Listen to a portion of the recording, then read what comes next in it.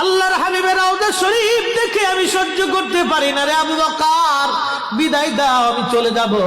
চলে গেলেন নবীর পাগল। সিরিয়ার দামেস্কে যাওয়ার পরে কিছুদিন পরে নবীজি স্বপ্ন দেখায়, কিরে বেলাল, এটা কেমন জুলুম, কতদিন হলো তোমার কণ্ঠের আজান শুনি না। বেলাল রে, তোর কি মন চায় না আমি নবীর জিয়ারতে আসতে? বেলাল আয়, আমি নবীর জিয়ারতে আয় রে বেলাল আয়, কতদিন হলো তোমার কণ্ঠের আজান শুনি না। স্বপ্ন যখন নবীজি দেখাইছে, এ মুসলমান, হযরতে বেলাল সুদূর সিরিয়ার দামেস্ক থেকে পাগলের মতো দৌড়াইলেন, পাগলের মতো ছুটে আসলেন। যখন মদিনাতে আসলেন তখন তাহাজ্জুদের সময় চলতেছিল। তাহাজ্জুদের সময় চলার সময় হযরত বেলাল রাদিয়াল্লাহু আনহু কাঠের জালি দিয়ে তখন রওজা শরীফ ঘিরে রাখা ছিল। ওই জালির পাশে বসে বসে জালির সঙ্গে মাথা ঠেকাইয়া নবীর পাগল বসে বসে গুনগুন গুনগুন করে কাঁদে আর বলে,